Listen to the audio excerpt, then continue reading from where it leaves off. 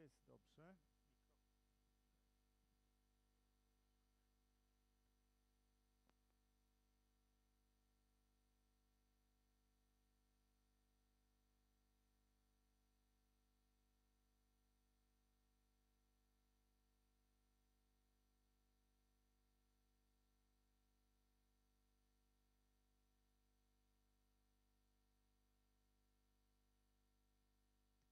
Ok?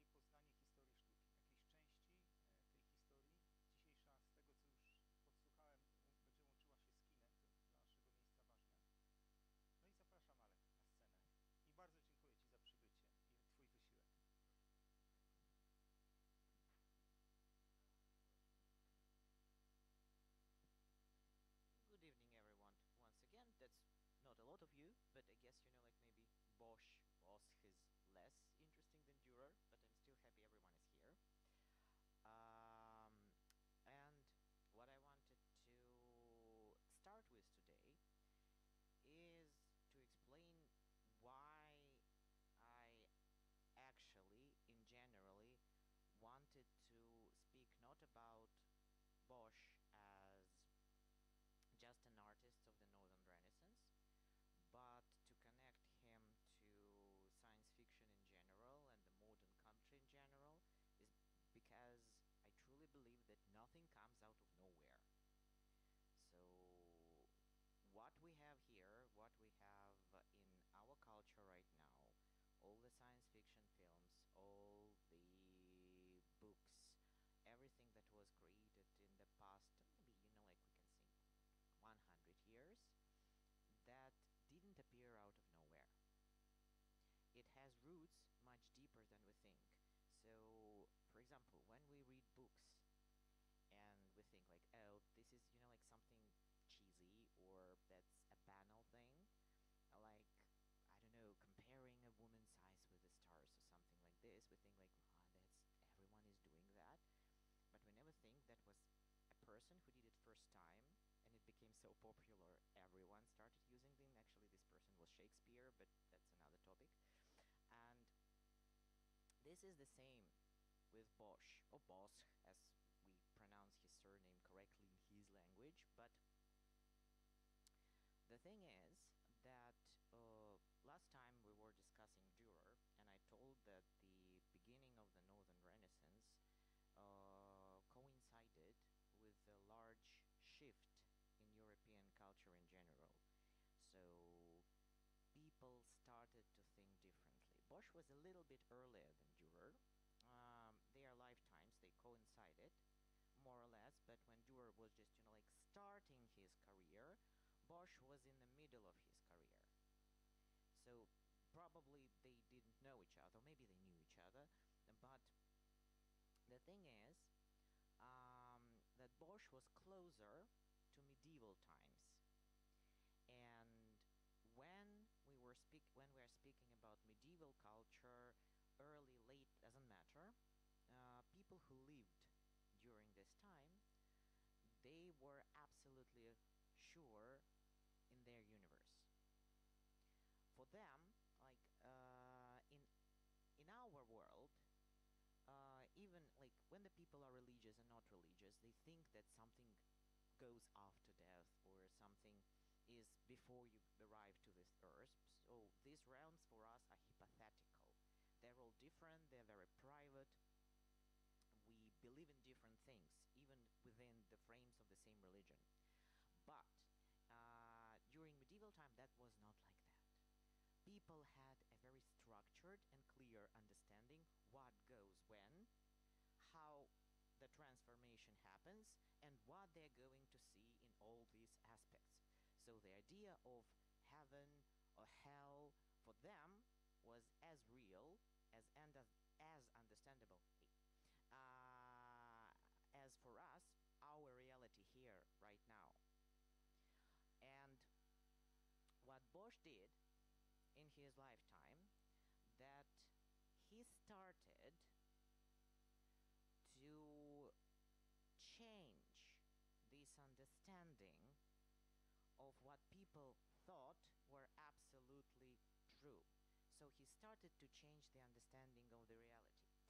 What I mean here, so we know very little about Bosch as a man. Well, first of all, because that what I was talking about when I was talking about Dürer, they didn't sign up their names on their works.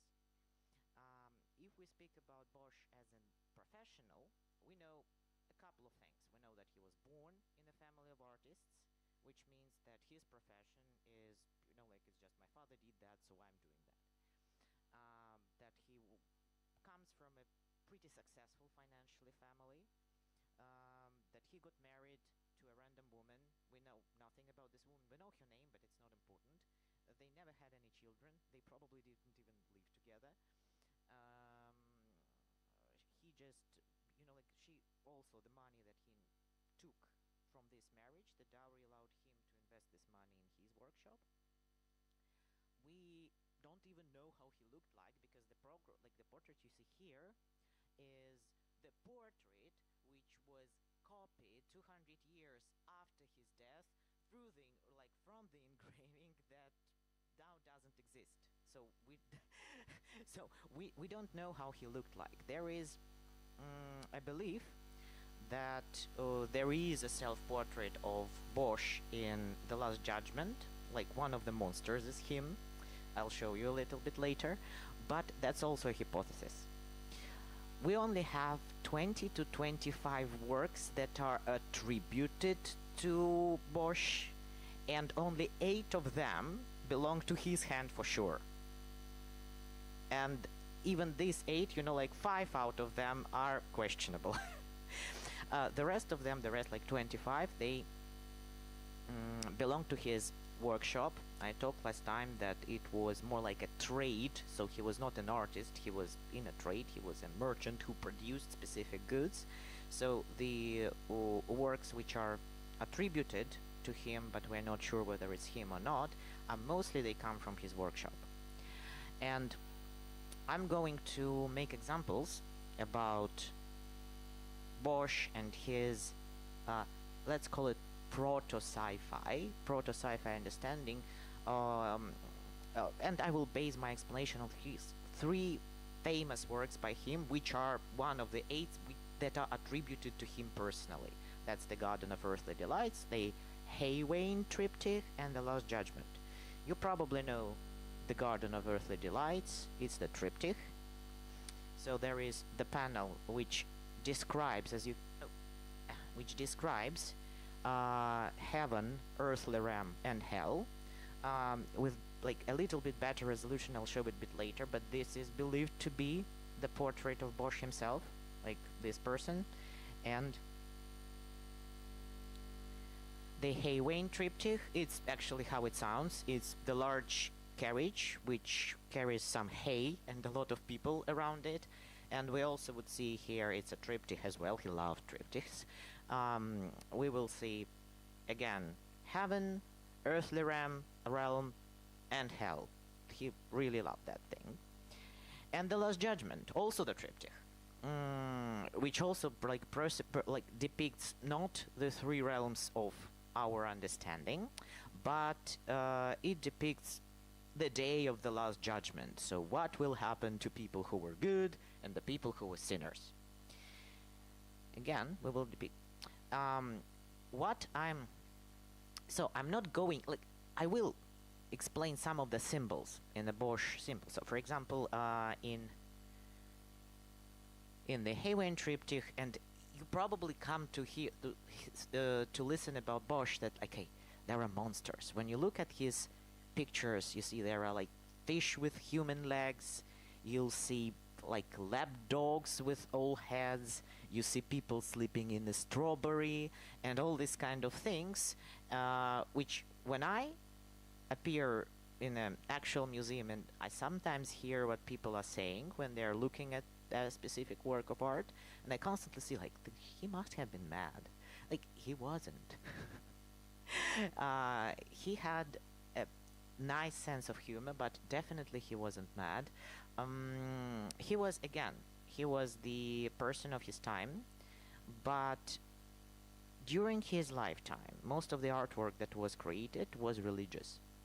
I think the only person from this period of time whose work was not, directly religious was Botticelli, but that's Italian Renaissance. We're not going to talk about it right now. But what Bosch did, he took classic themes, religious themes of his lifetimes, and he depicted them like nobody else before. The symbols, if we start digging into them, they would they're analyzed. You can literally Google that without any, not much effort. So if you start looking in the internet, you will see that the strawberry, which is, he loved to depict different fruits and berries, like strawberries or cherries, and they would be the symbol of empty pleasures during his time. So, because if you eat a strawberry, that doesn't make you full, but So you get hungry, so it's absolutely no use of eating them. He depicted music instruments as that his understanding of like indulgence and lust in his life. He depicted owls as like something which is connected to like the I haven't said that in Northern Renaissance owls were not symbols of wisdom as we think them, or as they were thought of in antique times in Greece and so on. They were the symbols of silently approaching sin that will eat you and you won't even notice. So there are a lot of bird-related creatures in his thing, and like that's my favorite thing, which also this is not very often at play, but if you see at Haywain Triptych, or you see the Earthly Delights, but I think it's mostly seen here in the Haywain Triptych, in the panel where you see the Garden of Eden, the Adam and Eve, you will see that there is the God, the Creator, in the clouds, and you'll see little winged creatures which are flying from these clouds. Bosch, so in the some of the letters that are kept from him, he believed that God, when he was throwing demons from the sky, he made them insects which bite us in summer. And I agree with him here. So there's what he depicted. So these are the demons that are turned mosquitoes, and they're flying to the earthly realm to torment us. And I don't know, that this is the best sense of humor ever. So this is a religious theme, but it's turned completely differently from what was before him. If we come and start connecting it to the whole science fiction topic, which I announced from the very beginning, we need to think, we need to understand what science fiction is in general.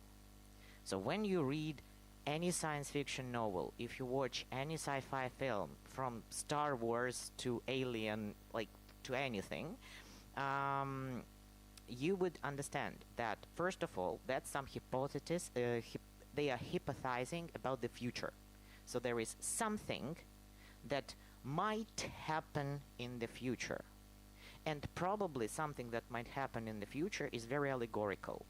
They would use, the authors of the science fiction cultural artifacts, they would use machinery, weird creatures, they would give us the understanding of various realms. So there is usually the realm like we're, like the status quo, but there are also in science fiction there would be outer space, a parallel universe, or something of this kind. Bosch was the first person who started depicting these parallel worlds. In his case they were religious, so he always depicted our realm, heaven and hell, as realms, as physical places which you can transit to and from. Again, he was the first person to do that. And he was the first person to actually bring some, bring some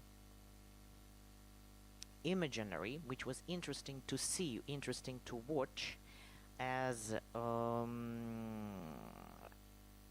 film, as we would watch a film right now. Because if you pay attention to Haywain Triptych, you would actually see, so in here,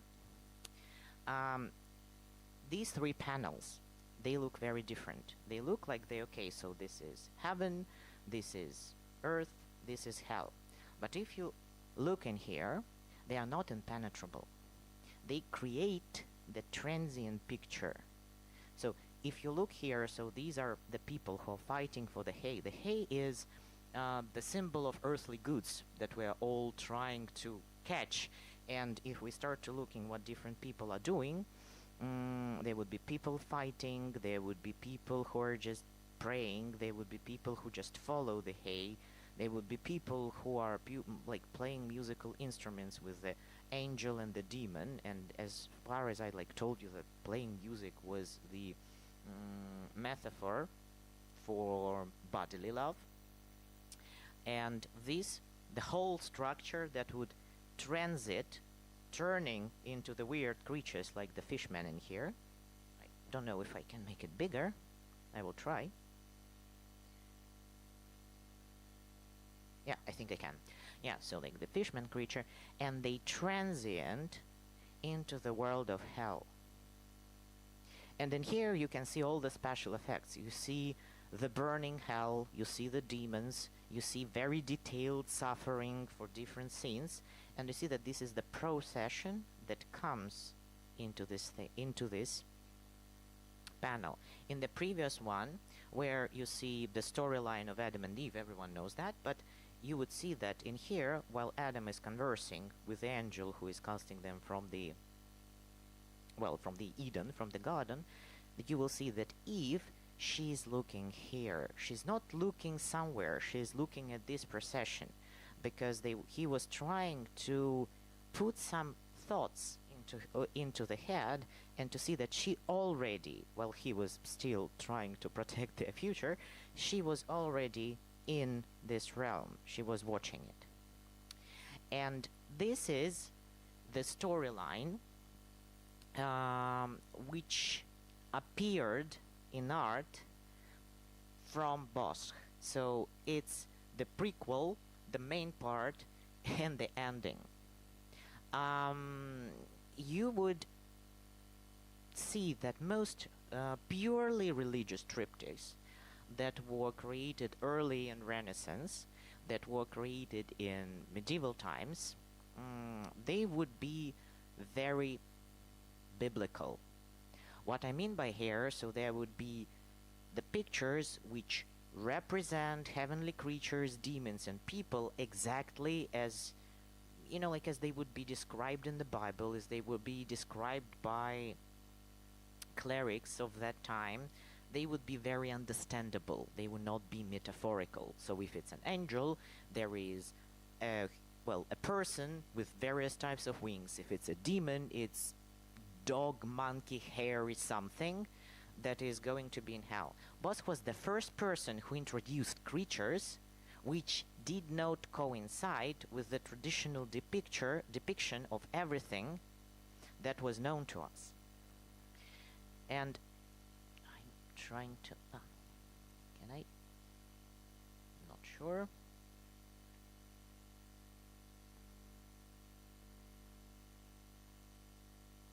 Okay. I think I can do it. So this is the Last Judgment.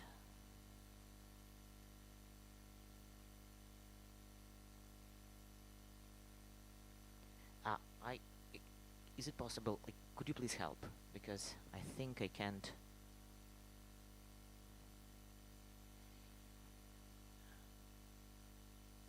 Thank you.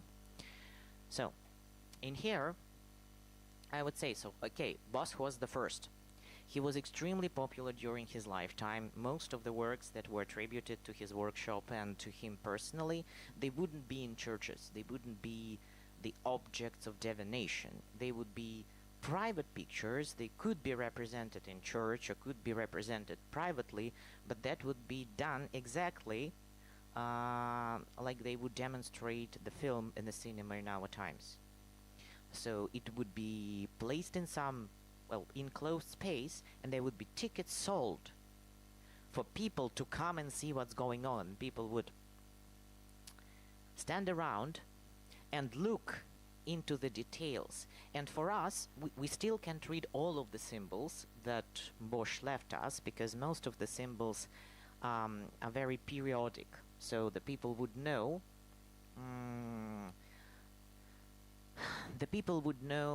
some sayings, some local rumors. They would know some, something they've just hear on the street every day, some specific phrases that they use, and he used them as metaphor to describe. So when they were watching these triptychs, I wouldn't say looking at them, I would say watching. I would say that they would be doing it exactly like we are watching films today. They would stand for hours and read the whole storyline. He was more, in this case, like a film director, because what he would be doing within his workshop was mostly connected to creating the plot line and then giving it to the reproduction to the masters. Again, I will again return to this slide. This is the slide where I used the part of Bosch work in here, and these are the pictures, the parts of the pictures that belong to Salvador Dali, who is very far artistically from Bosch.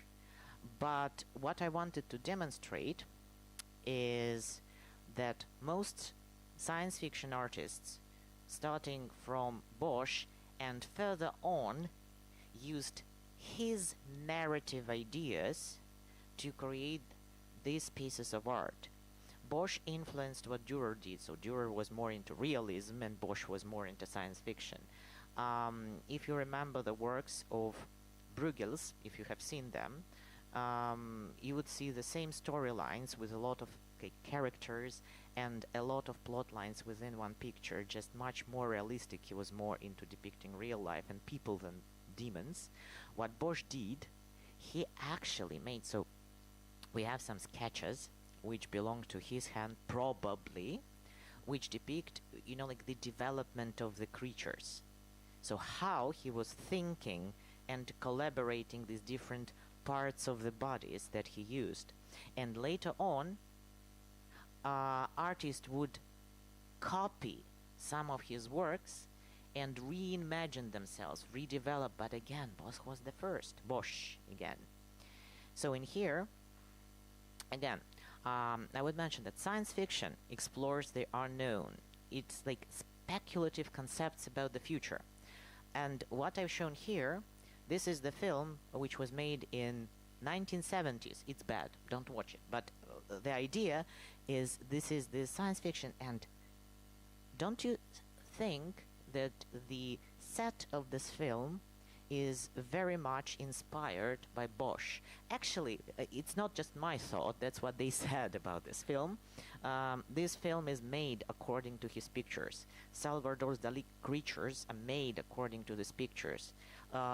Bosch's idea of science fiction and how science fiction creatures are created was renewed a lot in the late 19th and the beginning of the 20th century.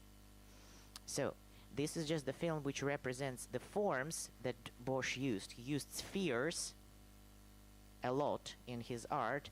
In Bosch art, they would represent the transient idea of beauty and the transient idea of what we actually like. It's sometimes like purely almost Buddhistic understanding that everything is transient and we shouldn't hold into it. The forms in here also represent a lot. So he represented diamond-shaped and triangle spheres a lot in his works, which are connected to mostly hell. So in here, I use the word surrealism because Dali was a surrealist, but this is exactly what I was talking about. This is the only assumed portrait, self-portrait of of Bosch, which we know might be him. So this is probably his face. It's interesting that he depicted himself in the hell part of triptych, and he depicted himself as the container of human sins. And again, if you look at the symbols, you'll see these are ears. Ears are carried around by sinners. They are connected together with an arrow, and there is a knife, a blade that pokes out of them. In most cases, well, the idea of this symbol, for example, was that he tried to represent that you shouldn't speculate about the others, hear other secrets, and then use it on their, to hurt other people. But this is a very simple idea. Before him, nobody had the idea to put this into the visual component. Because when we speak about science fiction, we speak about the visual component of some universal things. We speak about visual component of something that is in our head, in our imagination. because when you read science fiction, they also like write stories about power play, about love, about friendship, about death, about anything. But these concepts are universal. Science fiction gives them other form. This is what he did. He created alternative realities for people, alternative realities for what people thought were the only way possible. Science fiction in general is a genre that widens the idea of what is possible and what will be in the future.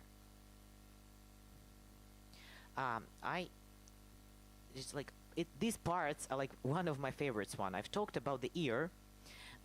This one, as far as you can see, that's an owl eating a person. There is a cauldron on the top of the owl's head, and the poor sinner actually is, well, letting up the birds from his ass. I'm sorry, but this is what we have here. Basically, the idea here was probably this person, when he was alive, he was indulgent in something connected with material objects, because the cauldron usually depicted the love of the person love of material, like gaining material objects, sometimes not even money, but exactly material objects. And that this idea, he didn't notice it happened, because all represents the idea that you sin without knowing that you are sinning. And well, like basically what you have when you consume too much, well, you have this, and this is what he depicted. He was very straightforward, and he was rude in most cases. This one I've talked about. This one is, again, it's about indulging in bodily pleasures. It's indulging in a lot of things. So in here you would see, so this is the person who is wearing the open knife in his head, and there are only legs, which in most cases just represented a person who goes around listening to what other people are saying when he should be listening to himself, and right now he doesn't even have arms to do anything. But these, like, okay, these, we could speak about this for ages. Every picture, every small detail of Bosch paintings, they have this. But again, these are universal things. He gave them absolutely new form. I'm going to speak about the Garden of Earthly Delights a little bit. This is one of his, I think, most famous work we all know. So again, I've told it it's a triptych. Most of the famous works by Bosch are triptychs.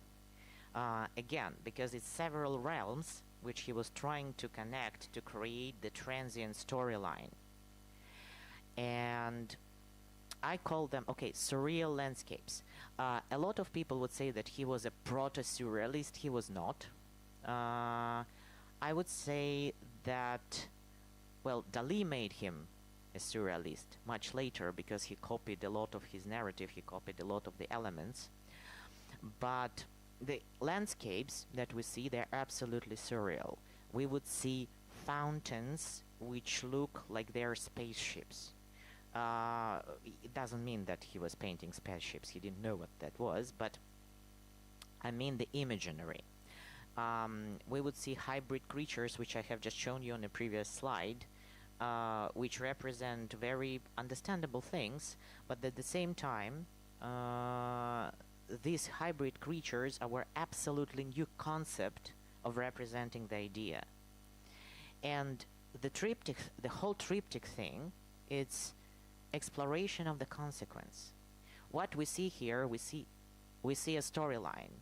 We see that what people did somewhere in the past results in the main storyline in the center and ends up with the consequences in the end. This is the classic storytelling. This is almost the classic hero's quest, just with a minus in most cases, because all the endings in Bosch films, let's put it like this, they were bad, because we all end up in hell. So this one is the Garden of Earthly Delights, and this is the panel which depicts, well, basically Eden. What I was talking about, so there is the fountain, which actually already looks like a monster, and you see there is, like, this is basically the eye, which Dali used in most cases, like later. But as far as that you see, this fountain, there is no people around. It's surrounded only by magical elements and magical animals. I particularly enjoy the giraffe. I think Bosch actually, like, there were a lot of exotic animals that were brought into Northern Europe during his time, like as a show. You probably have seen all the hippos and lions created by Dürer, so this is the giraffe created by Bosch, and I love him just because, well, this is a heavenly creature according to him. I like the representation. You see Adam and Eve, and you see the creator, and you see a lot of animals in here. So if you, it's a nice one, it's a cat carrying the mouse also, just a nice detail. You see the, like, all the fauna and flora. Everything is absolutely peaceful. So this is the status quo. Again, you would see insects in here, you would see everything that we were discussing. But then this is the whole big panel. It's very difficult to show all the details. I would need 1000 slides. But this is the whole panel of Earthly Realm. This would be, you know, like the previous one would be here, the hell would go here. So this one is the Earthly Realm, and we see the same fountain. But in this case, if you can see, that's already inhabited by strange creatures and people.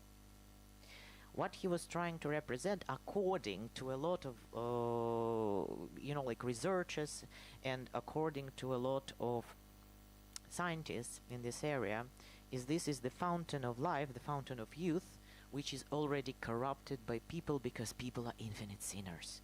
There is the strawberry, there are, well, a couple, a woman with a demon, there are some creatures that are fighting, there are some creatures, as you can see, that the fountain is already cracked, and that the people are trying to build their own fountains, but as far as you can see, they are all shaky. They don't have the constructions. They all have symbols. They're all falling apart. It's like sandcastles. You would see various creatures and animals and people riding the animal. Someone is riding the pig. You would see a lot of people who are in some actions with the dark figures. So you would read it as the whole main part of the film, if you just know how to read. A lot of people wouldn't know how to read, and even we can't read it fully right now, again, because we're not in his time. But for the people of his time, this was like watching a film again. So this is one, like some more details. You would see the birds, you would see a lot of berries and people eating berries. So these are people who are indulging in absolutely empty action, so that will not keep them full. These are people who are indulging in love without understanding that it takes them away to some, you know, like higher understanding. This is the owl and the sinner, like I've told. It's a lot of symbols, but the most interesting panel actually in this one would be hell. Well, first of all, again, because of the portrait of the artist, assumed portrait of the artist himself, and all the objects which represent sins. If you look into a lot of details, you would see this musical instrument here, with notes in the book, and a person's legs with naked buttocks, and if you look closer, which I wouldn't do right now, just because it's complicated to zoom it in, you would see that there are like pretty playable music, and you can, like, later in life, later you could, if you're interested, you can put into YouTube, again, I'm very sorry, but music by Bosch, and you can hear it's a very nice melody. It's playable. It's so everything. So there is even the music in this one. So people would read these notes and they would know how it should sound, like in the soundtrack. There is all the epic battles in there as well.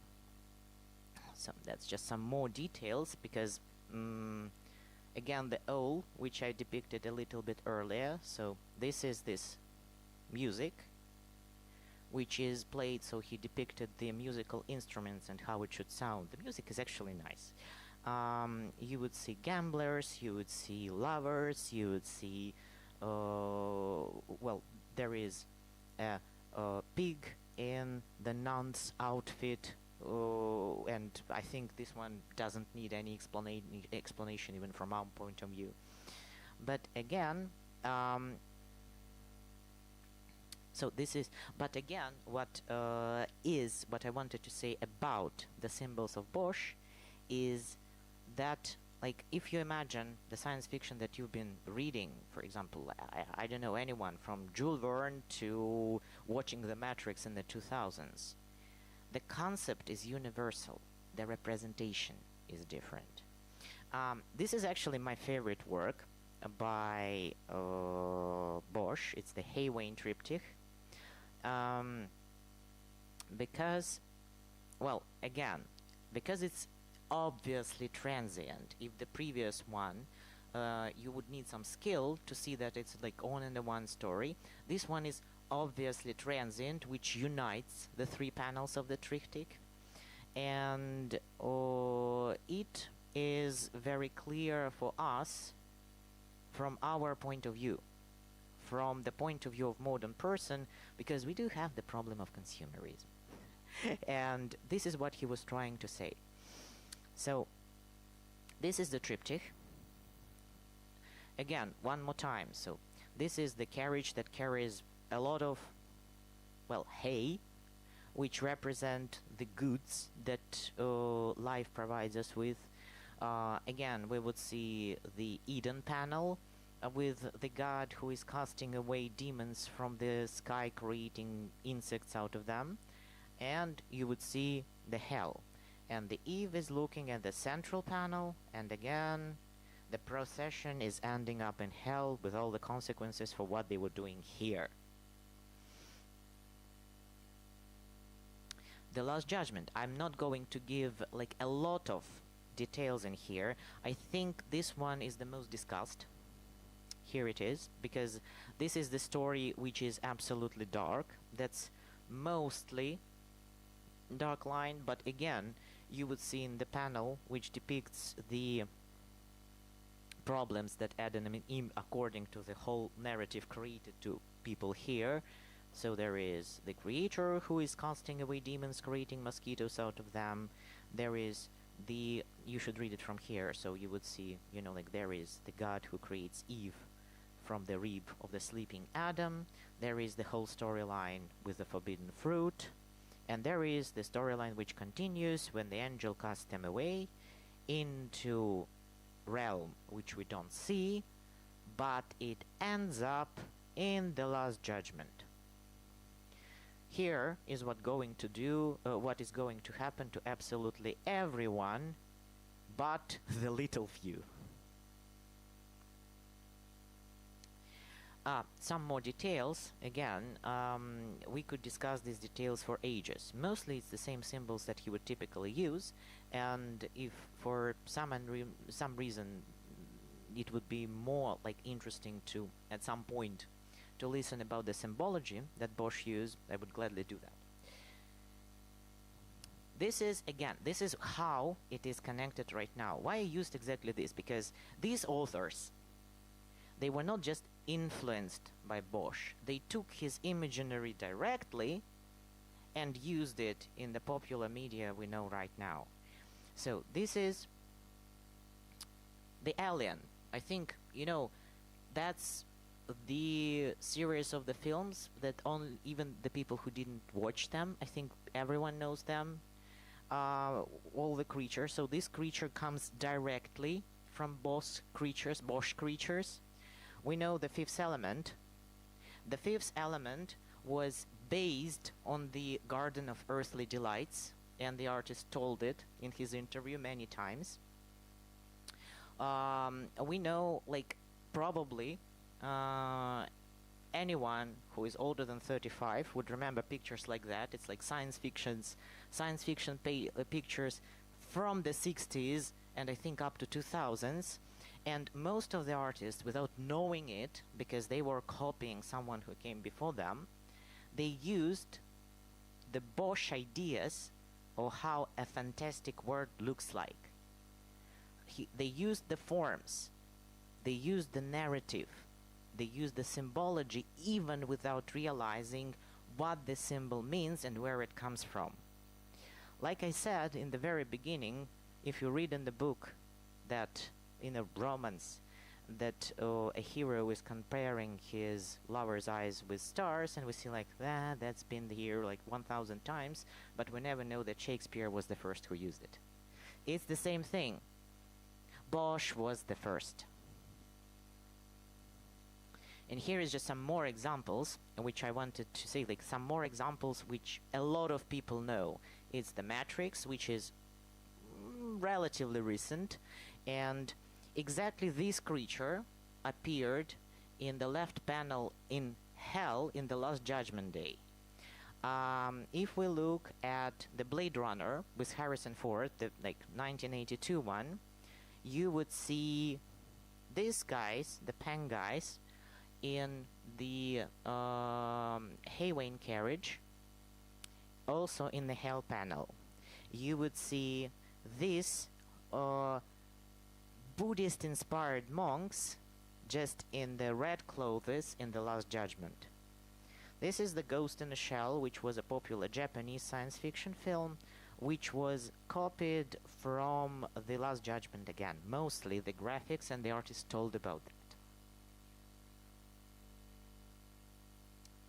This is, and not just the people who were making films or they were creating animated films. It's just the writers. The writers, like Philip Dick, the writers like Isaac Asimov, the writers like Bradbury, they would take exactly the same imagery and they would recreate it in the written form. I made an example of Philip Dick again because Philip Dick told that in his series about robots, or like in his Do Androids Dream of Electric Sheep, he used imagery from Bosch. But again, if you look at what other science fiction writers created during this time, you would basically see the same narrative. Bosch, like what I mostly said, like Bosch was the first person who materialized visually the very science fiction ideas of utopia and dystopia, of some perfect, like in his case it was perfect past and awful dystopian future. This is used much in the narratives like cyberpunk with like high-tech low-life. This is used a lot in dystopian narrative with science fiction films like Mad Max, for example, or like Dune, which used the imaginary which he started. I think this is it. Yeah. I think that when people watch Star Wars, they don't think that Chewbacca first appeared in the 15th century. Like, really. When people read Philip Dick, they wouldn't get that he was not the person who invented it, that there was a person much earlier in a period of time who started talking, who started the narrative visually and changed it like no person before him did, actually.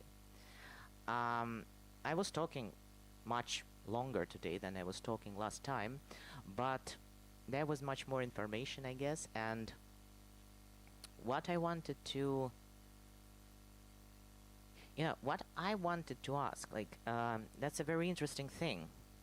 I never, like, when I first saw Bosch in my life, like the artist, I never perceived him as specifically religious artist. He is usually, yeah, well, of course, he was in a very prestigious Brotherhood of Our Lady, which was mostly a commercial structure, but still, all of his topics are absolutely moralistic and religious. But the pictures that I see, they don't give me the religious narrative. That's very interesting to see actually like what you think, and it would be very interesting to hear the opinion of anyone who is here. Anna here, I think if you have something to share, she will provide you with a microphone so anyone can hear. Does it give anyone, you know, like the religious understanding? Or maybe someone has questions, so this is also the option.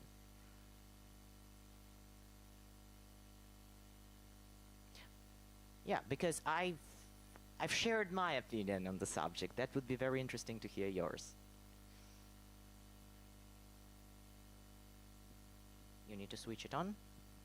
The button on the Oh, I have the power. I think that your idea that he's not a religious thinker is closely possible to agree with that. However, if you use another, for example, another picture of him, which is the picture I love to run, the temptation of some Hieronymus. yeah, okay. Yeah. It's, for my opinion, it's a very religious picture, and also it goes very deep into some ideas of the religion, which were much far deeper than it was mostly shown in those times. I'm thinking about the idea of relation with God, which is not interconnected to the church, but is also a personal connection. I see what you mean here, and I can partly agree. I agree that it is very personal. I, in general, think, like, first of all, when I was talking about Bosch, I think you haven't been here yet, but we are not 100% sure that the picture you're talking about is even attributed to him. We have only 20 to 25 pictures that belong to, well, that are attributed to him as an artist.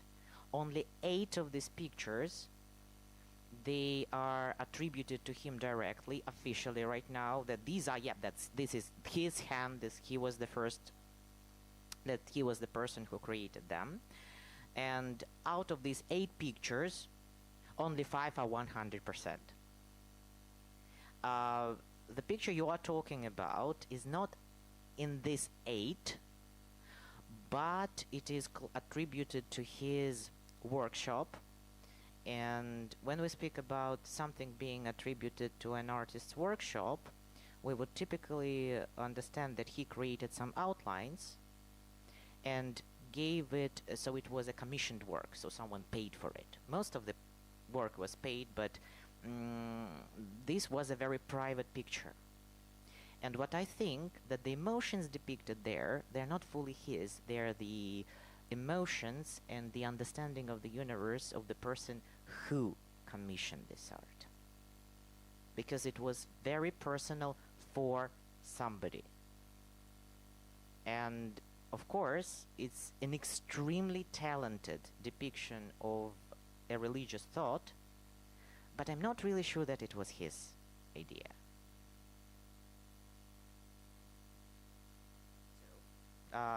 Does anyone else have any ideas to share? Or maybe questions? Anyone? Even the people who were not here for the first part.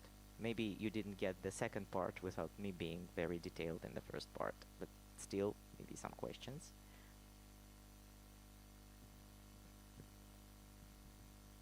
Just on my thought, like for me, it's more realistic when sacrum is mixed with profanum, because and in those triptychs I see something like this, like particle like this. So life is full of nuances, and for me it's influenced my imagination when I'm looking at it. This. Yeah, well, this is what I was trying to actually tell. So you told it shorter than I did, but um, yeah, the idea is that you see the whole narrative that is supposed to wake up your imagination. It is supposed to make you look and decipher and analyze. But this is what good art is about. We are not talking about the visual art like pictures. It's like any part of art is like music, books, whatever. Any good art is about that. So it should touch something inside and should also make your logical thought work. This is again, not usually you don't connect this, which is extremely popular culture, to the Last Judgment of Bosch. You never think that they're connected. So this is also analyzing. But it's interesting how what he created. So, well, this is the science fiction picture of, well, I don't know who it belongs to, unfortunately, but I mean, this is a very Boschian picture, if you pay attention. This is how science fiction looks like when we watch it on, like in the cinemas. This is his narrative. Well, you can disagree. This is, again, so this is just my opinion, which I'm sharing with you.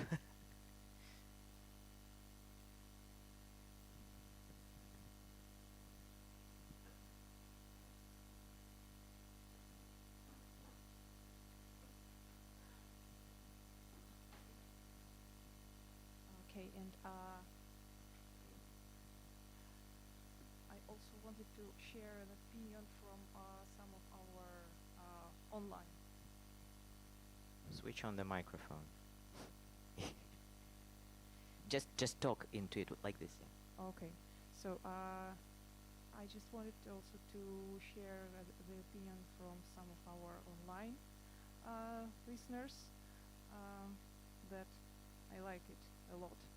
That he was obsessed with the religion, so probably is in his own way. Everyone understands transcendence differently. So thank you, Maria, for this comment. And a question also.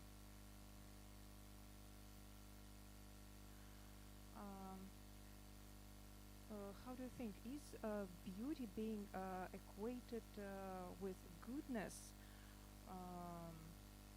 Like, is it is it the thing in both interpretation, like beauty being acquainted with goodness? It's a good question, because first of all, in different cultures and in different timelines, beauty attribution to goodness is translated differently. If we speak about European art, that would probably do the opposite. The most beautiful thing could be depicted as the most sinful one, and that with the very big difference how the beauty is depicted.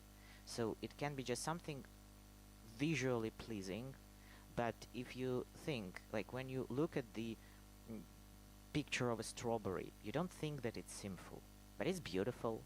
So in Bosch interpretation, a strawberry is a symbol of something bad. An owl is visually alluring, it's visually pleasant, it's a bird, and it's nice, but it's a symbol of something bad. But again, if we look into other cultures, say Asian cultures, by Asian I mean Korean, Chinese, Japanese, in their art, especially from the same period, physical appearance, physical beauty always represents goodness. All the, for example, negative characters, negative evil characters would be represented as ragged, with undone hair, with ugly faces, and everything good and positive and something which is connected to being fully ideal would be absolute beauty. So it's very different in different cultures. And Bosch, understanding, I don't think that he connected beauty to goodness. I think in his case he used symbols, which actually was also very unusual for his time, because before that they were very direct symbols. Of course, a lot of people used symbols, like flowers symbolize different things, animals symbolize different things. There were like vast amount of symbols in the art. Bosch took it to the new level. He invented his own.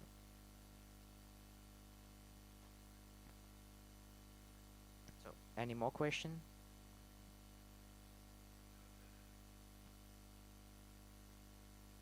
Okay, if there is no more question, or someone didn't want to ask any questions right in here, I would finish it here. And thank you very much for coming, everyone.